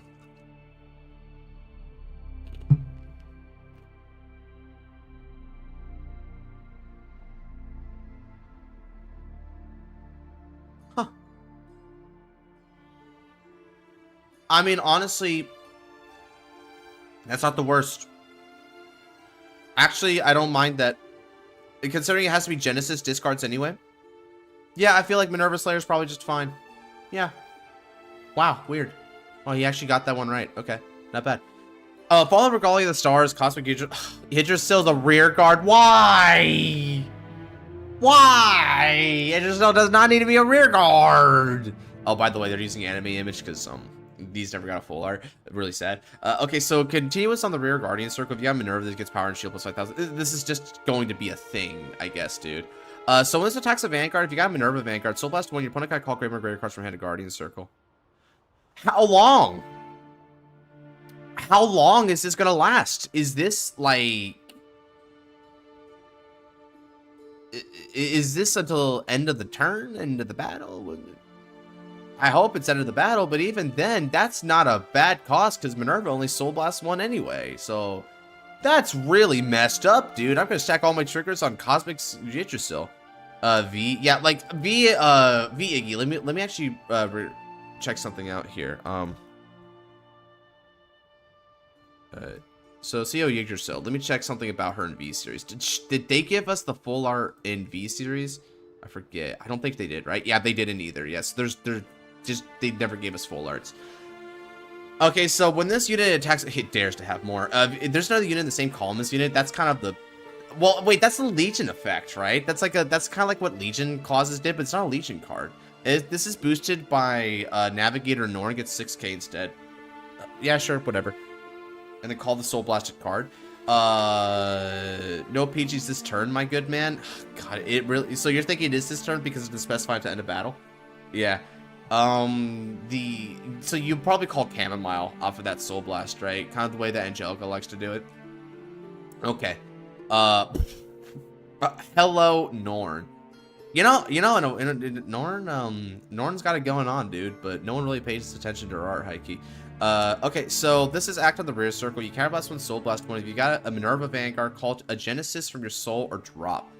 Well, you just call the thing you Soul Blasted. If you have a Slayer, you may call 2 cards for your soul or drop instead of 1. Okay. Aw, bro, why the minute I get on stream I see Regalia? You see hate crimes, bro. You want anti-Kagero, my dog? Well, thankfully these aren't anti-Kagero. These are standard, so they never really cared about the anti-control. Cries with another Vanguard becomes a rear guard. This is really bad. 9k base grade 2, because why not? Oh my god. Okay, so you counterblast one, soul blast one, you +2 from the drop. Sure. When this card is put in the drop from your soul, choosing your Vanguard's Regalia in its name, it gets 5,000 power until... You see, that's actually a good effect, because that's very much what Norn does. Norn actually had that effect in the original, so this feels relatively appropriate for her, so... okay, I guess. We're gonna get to you, Blaster Blade. I saw that 13k base, bro. Back row rear circle. This is Ordain Owl. Hey, they actually used a V-Series art this time.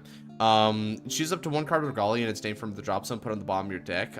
Not once per turn, by the way. So you, by the way, you can bot deck your entire drop zone as long as they're Regalias. If you have a Genesis Vanguard, choosing your front row units Regalia and it gets 5,000 power in a turn. Okay, so that's just broken. So, so what you can do is, let's say that you have 6 Regalias in the drop zone. You put all 6 into the bottom of the deck, and then you can give, like, you can give 30,000 power, and you can kind of, like, piecemeal where you want to put it, dude. So you can give, like, 10k to the front row, basically, because of that. Brother, why? This is a premium infinite loop already. Yeah, I bet it is, Siri. I bet it effing is. Why is this the case? The original Ordain Owl limited itself to grade 3 Regalias, and that thing was still a son of a bitch, right? But this is just any of them. What the frick? At the end of the battle, this unit boosted a Regalia. You Soul Blast one and put it in the Soul. What was the point of the Soul Blast? Are you just doing it to try and tutor out Melissa? I'm guessing it's Melissa, brother. Because they're like, okay, let's exchange back rows now, teehee. Draw a card. Not for that cost, you're not. Then if you're... Can you imagine a Painkiller Angel said, like, Soul Blast 1 and put it into Soul? If you're Vanguard a Slayer or a unit in the Soul with Slayer, okay. Look at the top 2 cards of your deck, put one on top and rest of the bottom of the deck in any order. Ugh, yes, because the last thing the deck that's capable of multi-attacking with the Vanguard needs, potentially for 4 drives, is more deck stack. Oh, man. Next. Oh, okay. Seeking Slayer. Majesty Lord Blaster foe. This is not Majesty. It's just a Blaster Blade. Can make your whole board infinite power and premium, dude. Yeah. It's just infinite power, dude. This guy looked at Fenrir. Actually, he probably even looked at Fenrir Loop, but assuming he did for the comedic bit, he looked at Fenrir Loop and he said, nah, dude, I can make this so much simpler. Like, that's what he did. Okay, so Slayer's Oath, your Royal Paladins your Royal Paladins can't be touched and can do everything from macro. If your soul has both Blaster Blade and Blaster Dark, this unit gets critical +1 and drive +1. Yeah, that's basically the MLB from, like, it's a mixture of, like, MLB from Premium and V Series. It's weaker than the V Series one, but it's stronger than the D Series one. Did you play Premium yesterday? Yeah, it was the last fight of the streams. Shiranui challenged me to Premium. And Shiranui was playing Dauntless Varga. And I was like, I don't have many decks this format, I'll just play Raging. But it didn't even have the Raging Rap Crest or stuff like that, but, you know, I still did pretty well. When this unit attacks a Vanguard, you counterblast 1 and choose a rear circle with Blaster into your soul. Just put, call to rear circle, a card with Blaster as stands. That's what it's gonna be at, even if you didn't put that there, brother. It gets 10,000 power until end of the turn. I think that's it.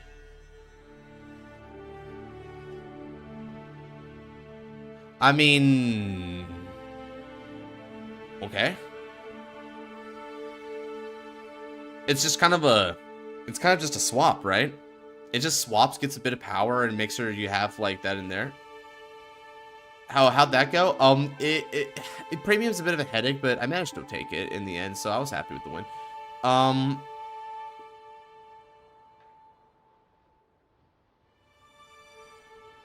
It's kind of an underwhelming card. Photonic Follower King Alfred. Why on God's good green earth is Alfred, the rear guard to Blaster Blade. Do you not know the lore? Do you not watch the anime? This is backwards, brother. You know what, Genesis? You're right. This is the definition. I'm downloading this one. I don't even need to see the rest of these cards, bro. I already know where these are going. This is pouring the milk then the cereal. This is literally the reversal of proper card design. The actual reversal of that, bro. They got it backwards on purpose. Get in there. Get in there, bro. Okay. What do you do, though? If you have a Majesty Vanguard, all of your Royal Paladin on your field and your drop, and use a Blaster or treat as if they have Blaster in their...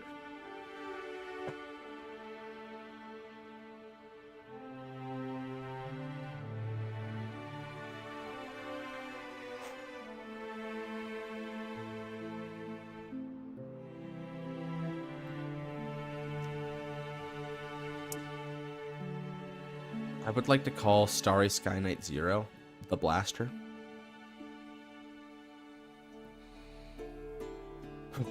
During your turn, if you got a Majesty Vanguard, that gets 1k for each of the units on rear circle. If you got a Slayer, it gets 2k instead. That's Alfred clause.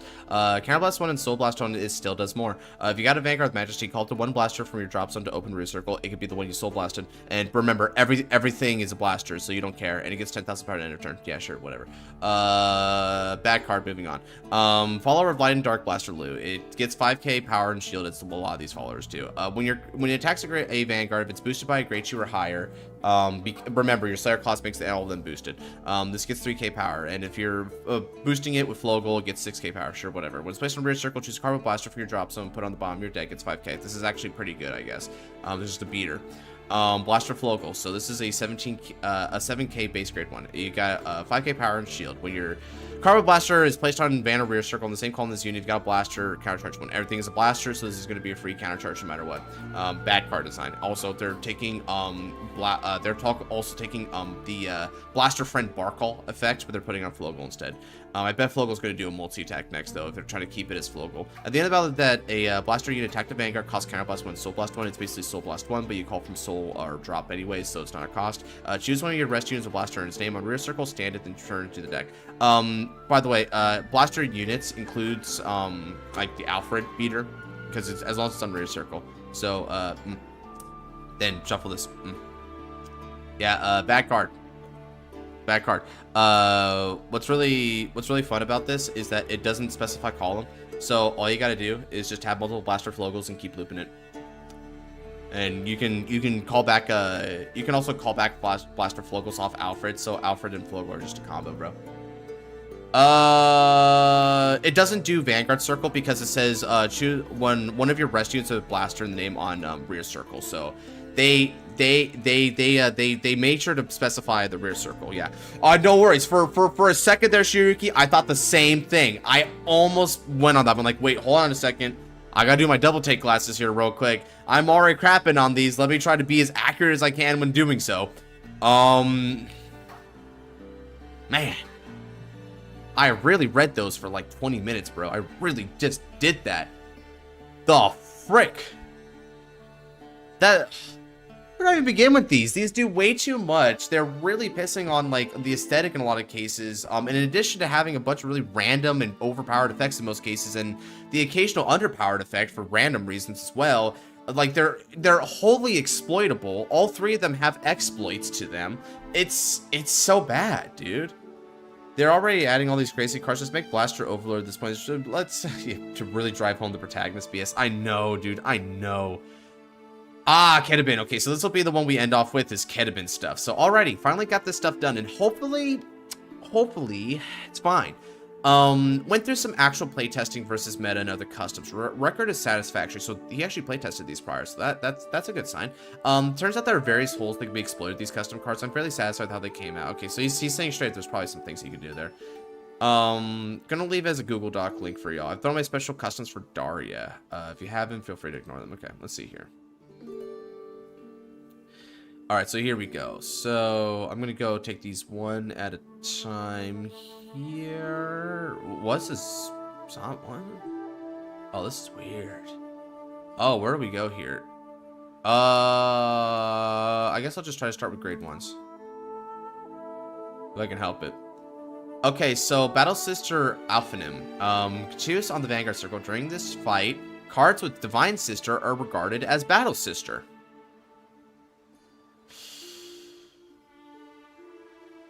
Okay, so basically what they did is they looked at the Divine Sisters and said, you guys are Battle Sisters now because the only difference is bushy naming scheme. So, okay.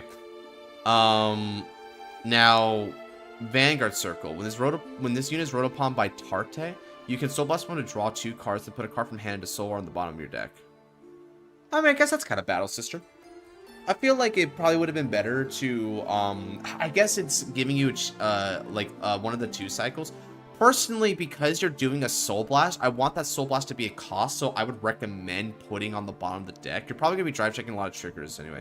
So does all the ride line have this? Yeah, I guess we're going to figure this out, because, yeah, so I wonder why you need them to be Battle Sisters, right? Why not just make them Divine Sisters? I guess he just really wants that flavor, right, with the names. So, grade 2s. Let me see if I can high roll the correct grade 2 for this scenario. I'm going to guess it's Macron here. Let me see if I'm right about that. I'm wrong. Maybe it's this one then, which I don't even know the name of this one. Yeah, it's this one, Tarte. Okay. Oh, I guess I mentioned that. Okay, so the first thing that jumps out to me is a once per fight skill. That's going to be great. First off, though, during this fight... Okay, so yes, the grade 2 ride line also says that Divine Sisters are Battle Sisters. Fascinating. I'm kind of surprised the whole ride line does it, and not just like you get like a crest or token or something that says that that's the case, so that you don't need to like redundant card text, right? Auto once per fight in the soul. Energy Blast 2 and remove this card. When your grade 3 or greater Vanguard Battle Sister attacks using your units, and it gets 5,000 power, and when this unit attack hits a Vanguard, counter charge 2. Ooh. Got a kink in my neck, and I think there's also a kink in the card. What the frick? So you're energy blasting 2 for that on hit skill, right? Now, boy howdy, I sure hope there's not a restand here. I think it had been brought up making these cards to me at some point many months ago. So it's kind of interesting to see these actually pop out now. He might have put a, if I recall correctly, he might have like mentioned something about multi-type. Lizard General Conroe, is that you? Yeah, because one thing that's crazy about that Scarlight is that it's not like a once per turn skill on the effect text, the red text, right? It's only once per fight on the auto effect to get the red text. So if something multis, you can get that multiple times. You're right. Yeah. Okay, so this next one's pretty obvious. Obviously, Fromage should be your grade 3, right? God, what a classic art there. This is a nostalgic art. So, during this fight, your Divine Sisters are Battle Sisters. Oh, they actually do something a little different, though. So, and during your turn, those units get 1,000 power for each of your rearguards of Battle Sisters on the card names. Oh, shoot. That's actually, okay. You know what? That's actually kind of cooking. It keeps that skill. Oh, shoot. It's until the end of the fight, dude. That's right, Shiroyuki. Until end of the fight. Yo. Oh, shoot. Okay. So, anyway, so all your units are going to get, like, plus 6k during your turn. So that's a lot of power. If you've got the full board, that means that you get plus 12k. But unfortunately, this also includes the opponent's grade 2, it looks like. So it's a lot of beatdown. Just don't Persona, bro. I feel that. Well, I mean, you may want a Persona after this next effect. So auto on the Vanguard circle. You can blast one, Soul Blast one when it's placed to draw 2 cards. Oh, this right here is straight up. Yeah, I like the continuous. I think it's a little powerful for like not being grade 3 restricted. I must say. But having said that, one thing that's kind of interesting about that Fromage skill, he more or less adapted the V series one. So this one said when this unit is placed on Vanguard rear circle, you can blast one, Soul Blast one to draw, but then you have a Vanguard Battle Sister in its name, you draw again. So for pot agreed. This one kind of simplifies that process because what it says is that when it's placed on the Vanguard circle, you just get the pot agreed. Because in D series, you have the ride deck, so you're going to be riding Fromage anyway, so we don't really need to like nickel and dime that. So that's a good effect there. It is like it's like Oracle Fake Taker at the end of the day, and Fromage has always been historically like a draw card. Fromage was able to draw multiple cards even as a limit break unit way back in the day. But what does it do? I could make the joke about that, but I'm not going to. No one will ever know what Pot of Greed does. It's just a fact of life, right? It's one of the 7 mysteries of the world. Now, let's see here. Act on the Vanguard circle, Energy Blast 2, and put a unit with Battle Sister from the hand, rear circle, into soul. Okay, look at the same number of cards on the top of your deck as the number of units of Battle Sister and their different card names. Now, you choose up to 2 cards from among them, add them to the hand, and put the rest on the top or bottom of the deck anywhere. Ooh, that is a powerful plus. Okay, so basically, the Battle Sister / Divine Sister, but basically Battle Sister now, game plan here is to draw a lot of cards, and then you get a pretty solid beatdown. But so far, I'm not seeing any multi-attack, and I'm not seeing any like guard restriction or anything like that. And from what I can remember, Divine Sisters, and this is probably very prudent here, is to just have the tab open on Divine Sisters so that we can measure our options. Because obviously, Con Leche is a Vanguard for this deck now, right? So these are options. Now, technically speaking, you do have a couple of really key cards here to note with Battle Sister. So one's actually all the way up here. Lepisto, it's a CB2 for it, but Lepisto does let you restand itself when you drive check a trigger, which Fromage is almost going to guarantee because of its stack effect, right? So Lepisto is likely an important restand card for you. Because of the countercharge effect, which is until end of fight, you're probably not going to worry about counterblast too much, especially because what Lepisto would do is Lepisto would probably inherit that skill. Then you can do that. So that's pretty good. You wouldn't want to put on the Vanguard because with deck stacks, your opponent wouldn't want to take your Vanguard swing. It's obviously going to be pretty lethal.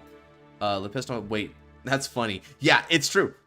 Yeah, that's actually true. That's how this functions, right? So Lepisto is one thing that we're going to want to keep in mind when we're like looking at what the rear guards are already capable of here.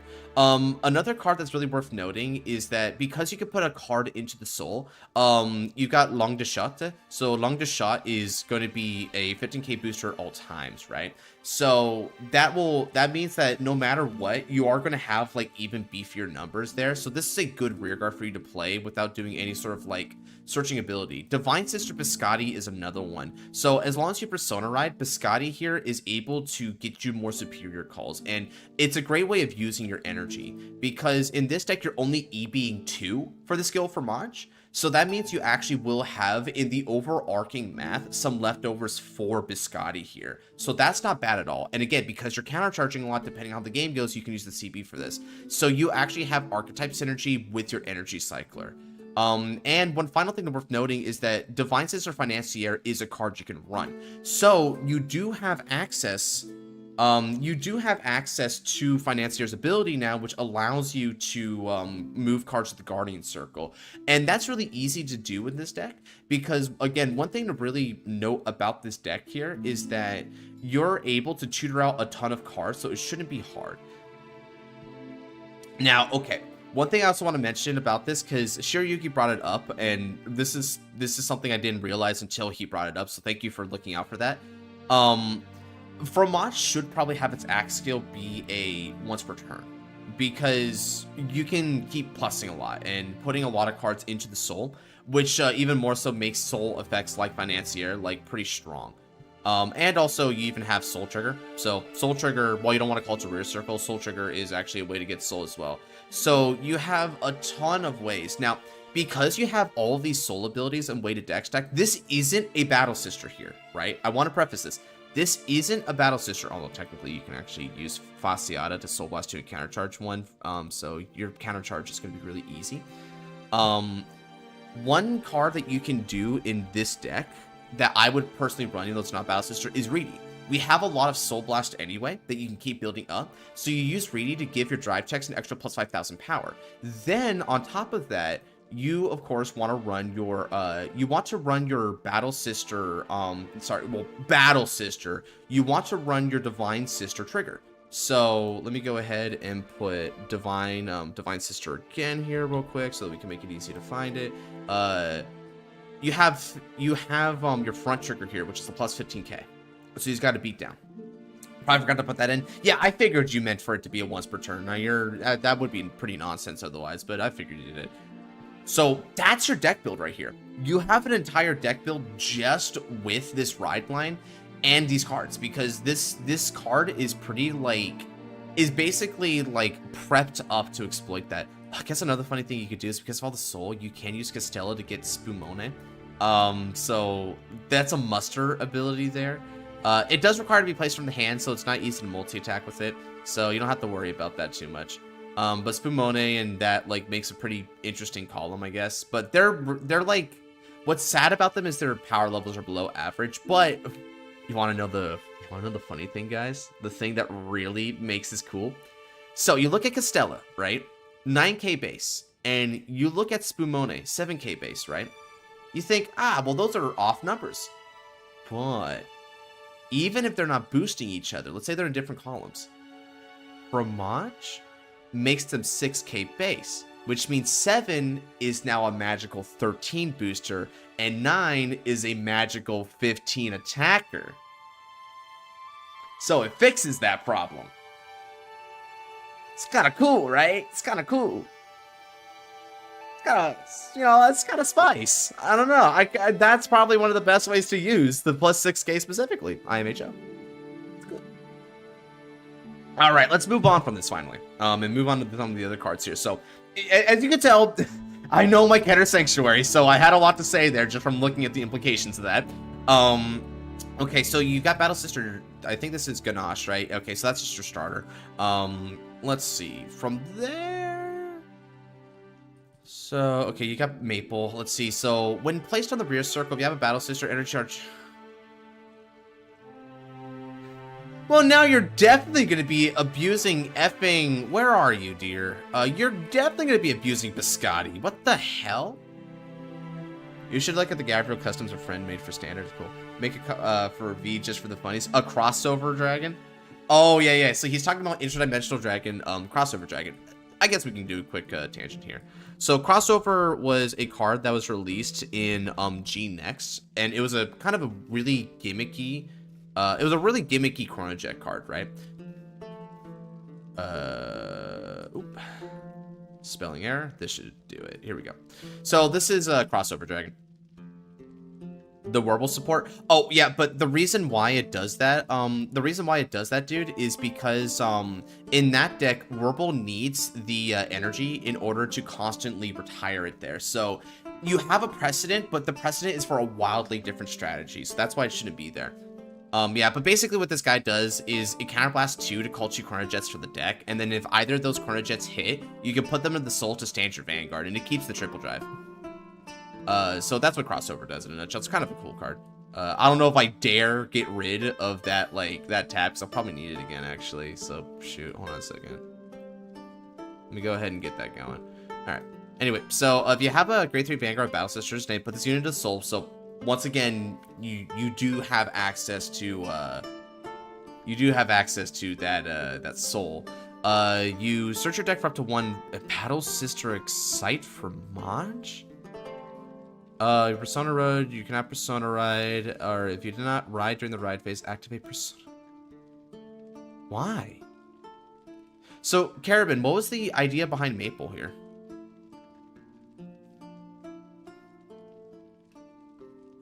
History build was a premium collection stride, and I think it was premium collection 2019, I believe it was. 2020 was Grog Rock.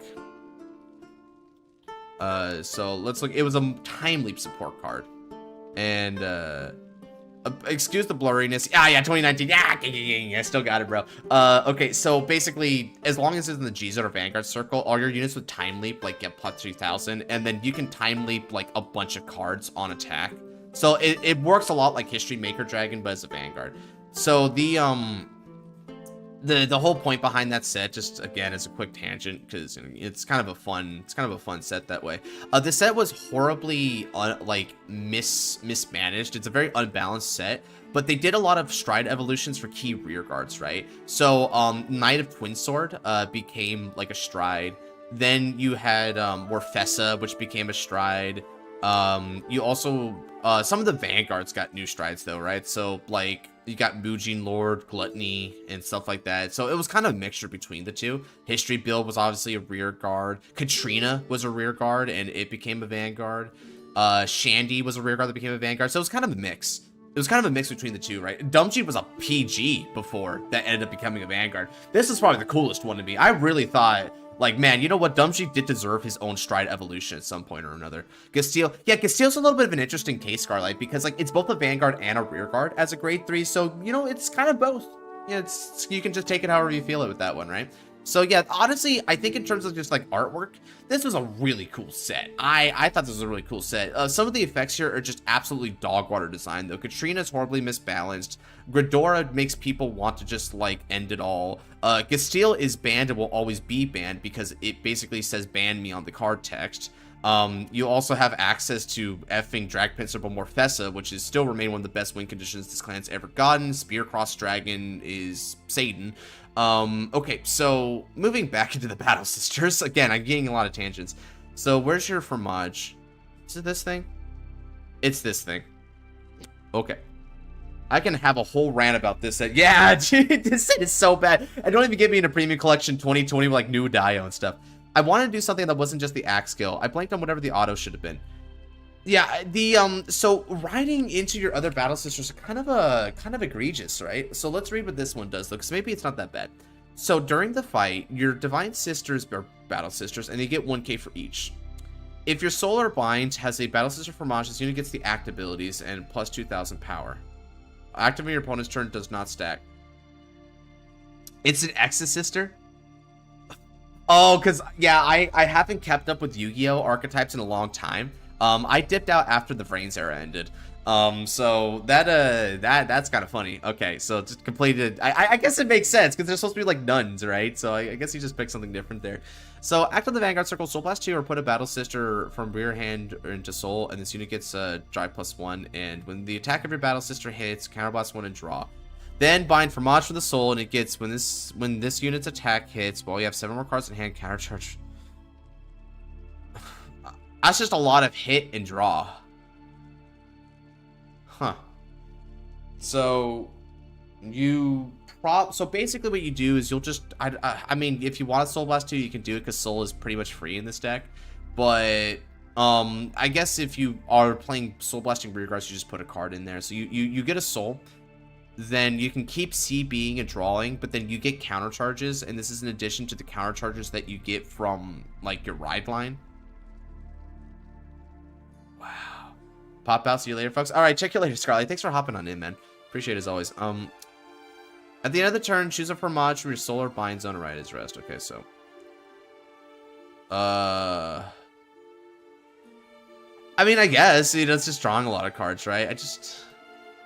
I feel like the issue I have with this is that this is completely additive. So you get to have Fromage stack and add skill, and then all of these effects as well. So that means that as long as you're able to get Maple, which, by the way, Maple is really easy because you just, like, add it. So once you Maple it up, this is free on energy, and then you just get this. So you have, like, what?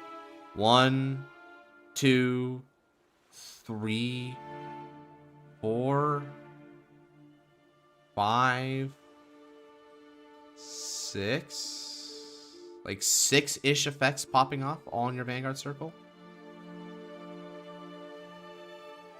I playtested the deck as well. There's some full to aggressive matchup. I mean, brother, with all this plussing, it's kind of ridiculous. Maybe this could just +4 on its own. Yeah, it can. It just does so much plussing, dude. What the heck, man? I mean, it should be such a stable deck, right? It should be so easy. Okay. So, not the biggest fan of it. Here, I'll download this for the tier list when I'm done reading these. Not the biggest fan of these. Like, I feel like the Fromage on her own is exploitable, but, you know, has focus. I think the Excite Fromage really overblows things, though. So Excite Fromage and Maple as cards probably just should not be here in general, in my opinion. So you have some Shadowverse cards, it looks like. What the heck? Anangrea Mysterian Duo. Ah, classic. Everyone hates this card. When placed, Counterblast 1, Spell Boost 3 times, and call an summoning. When it attacks, if your Runecraft at the end of the battle, the attack rates your use card from your rear guards and choose an order for drop in your hand. Do not worry about the Shadowverse stuff. Ah, okay, yeah, I'll stay off it. Is Overdress considered normal calling? So, let's go ahead and read the facts on this.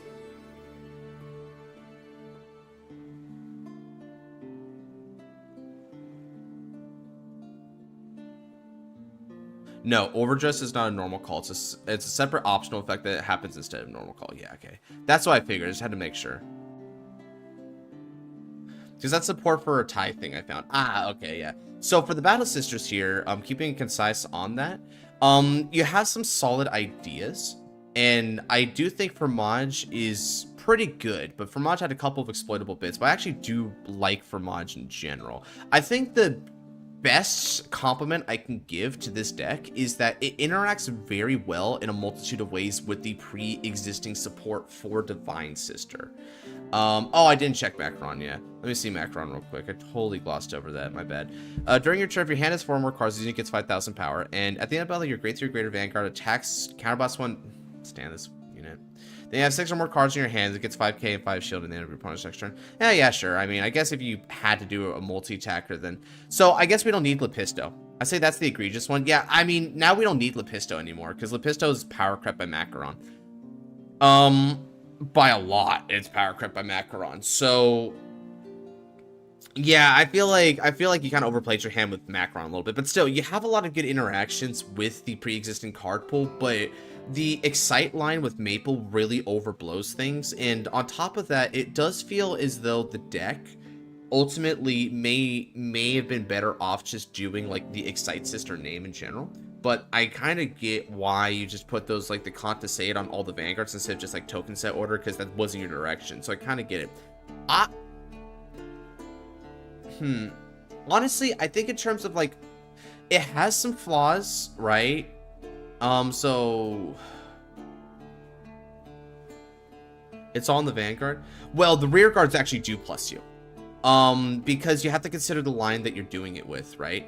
So let's look at all the other cards that could plus you in Divine Sister, right?